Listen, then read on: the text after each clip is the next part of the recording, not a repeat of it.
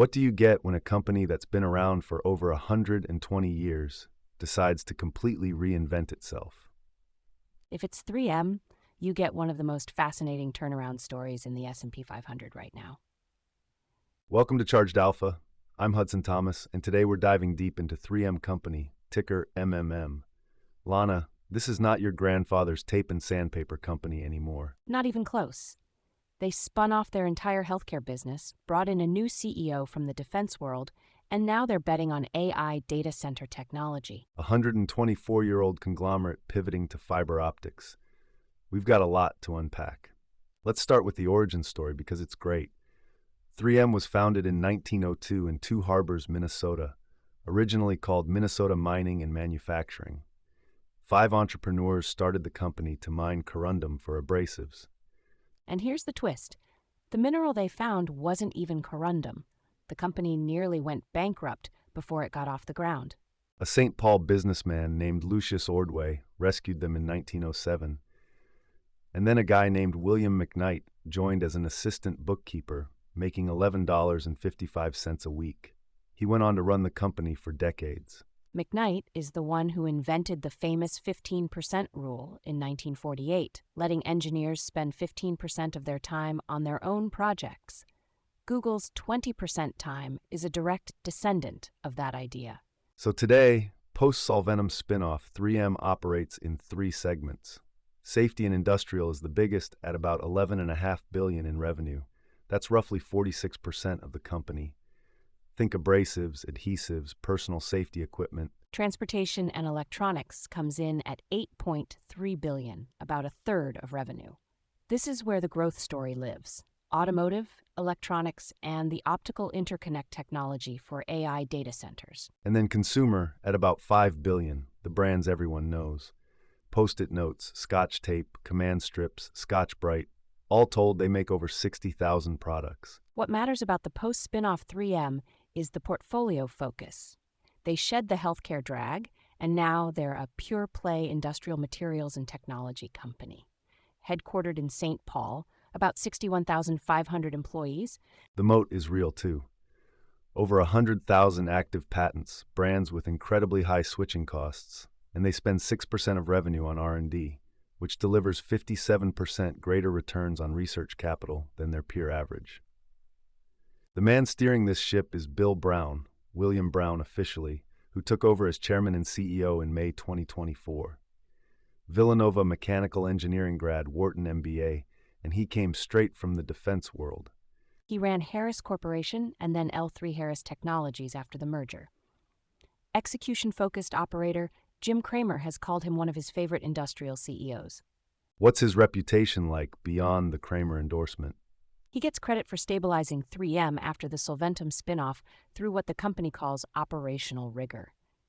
Fair criticism from his L3 Harris days, though. Some said he prioritized shareholder returns over employee satisfaction. 2 years in, the market seems to like what he's doing here. All right, let's dig into the financials. 3M trades at about $152.55, giving it an $80 billion market cap. How does the valuation look? Trailing PE is 25 times, forward PE around 20 times, price to sales at 3.2. That's elevated relative to 3M's own history, but not unreasonable for a company in turnaround mode with accelerating growth. What about the top line? Trailing 12-month revenue comes in around $25 billion. The quarterly trend tells a story. Q1 2025 was the low point at $5.95 billion. Then they ramped to $6.5 in Q3 before settling at $6.1 Q4. Lumpy, but trending the right direction. Gross margins at 39.5%, operating margins at about 19%.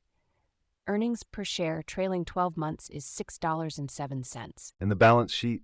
Cash of $5.9 billion against total debt of $13.5 billion. That's a meaningful debt load, about 2.7 times debt to equity. Operating cash flow around $5.3 billion, free cash flow approximately $4.6 billion. So they can service the debt comfortably. Absolutely. The free cash flow gives them room to invest in growth, service debt, and pay that 2.2% dividend yield. Overall, 3M's financial health is solid. The turnaround is generating real cash flow improvement, but the elevated debt and above-average valuation deserve monitoring. What are the analysts saying about this one? 17 analysts cover 3M, and the consensus is moderate buy. 11 buys, 4 holds, 1 sell. Average price target is $169.50, about 11% upside from current levels. The range goes from 136 on the low end to 190 at the top. Any standout calls? Barclays raised their target to 180, citing strong momentum from new product initiatives. Morgan Stanley upgraded from underweight to equal weight with a 160 target. That's a meaningful sentiment shift for a stock they were bearish on. What about the cautious voices? RBC acknowledged the Q3 operating beat, but flagged PFAS litigation as an underappreciated risk. On the earnings front, Q4 2025 they beat on both revenue and EPS and guided for 3% organic sales growth with 7.5% EPS expansion. Next earnings date is April 28th. Let me lay out the bull case. Number 1, the AI infrastructure angle is massive. 3M's expanded beam optical interconnect technology is getting a U.S. manufacturing expansion specifically for AI data center demand. This is a company most people think of as tape and post-its, suddenly becoming a picks and shovels play in the AI build-out. That's compelling. What's catalyst number 2? Product innovation is accelerating fast. They launched 284 new products in 2025, a 68% increase year over year, and they're targeting 350 for 2026. Products launched in the last 5 years grew 23%.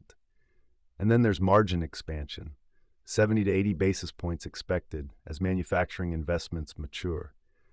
Plus, organic growth accelerating from 2.1 to 3%. Now the bear case. First, PFAS litigation. This is multi-billion-dollar exposure that remains a material cash flow and balance sheet risk. Settlements are ongoing and regulatory scrutiny continues to intensify. That's the big one. Second, margin compression could bite in 2026 as they ramp CapEx for EBO technology and Solventum transitional service agreements expire. Third, their AI data center business is concentrated among a small number of hyperscaler customers. That's revenue volatility risk. And fourth, 3% organic growth is modest. If the macro deteriorates, that number could turn negative. How does 3M stack up against the competition?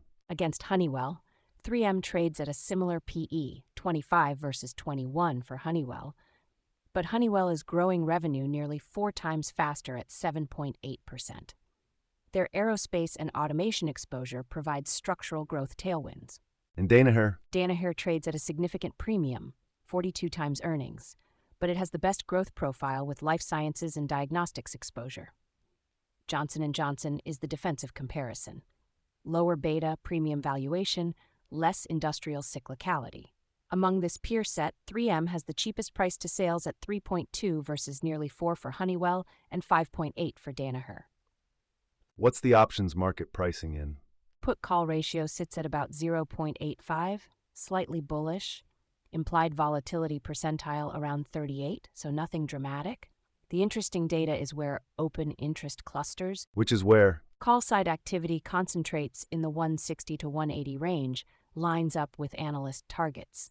Put side clustering around 145 to 155 suggests that's where the market sees support. The options market isn't pricing in any dramatic move ahead of April earnings.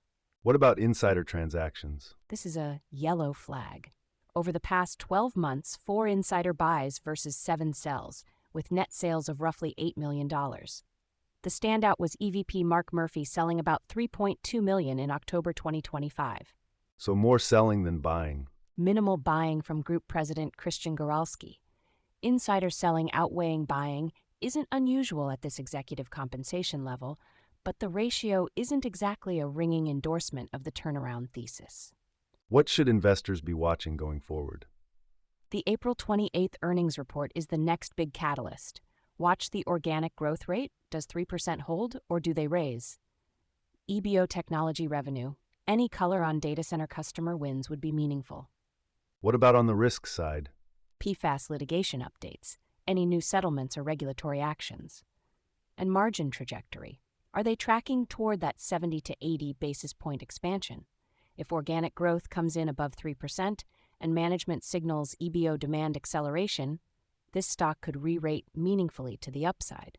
So what's the bottom line on 3M? 3M is a 124-year-old company trying to write its next chapter. The turnaround under Bill Brown is real.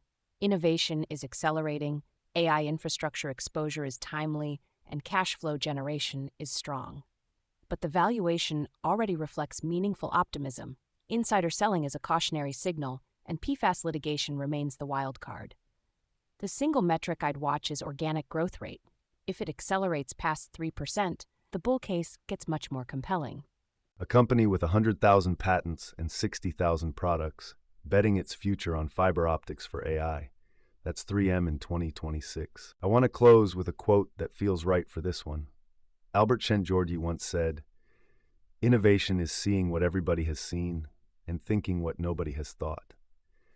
That pretty much captures 3M's entire 100-year playbook. From sandpaper to post-it notes to AI data center interconnects, that's a through line worth paying attention to.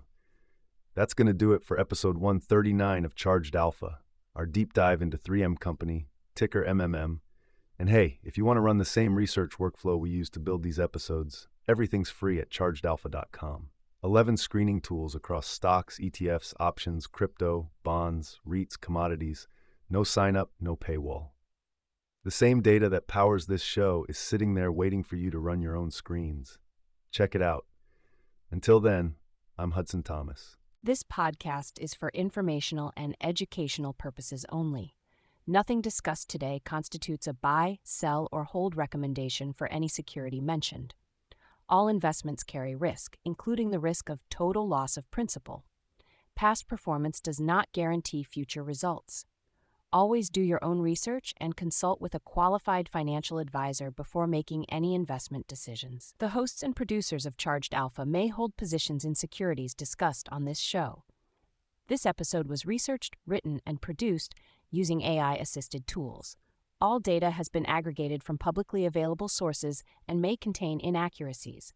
Data is current as of the recording date and may have changed. Ooh, we do! That ticker tape starts dancing fast. A bull market thrill that's built to last. Dividends are ringing up the swing. Listen to that sweet ka-ching. It's a Wall Street swing. That fast-paced rhythm makes you sing. Yeah, the Wall Street swing.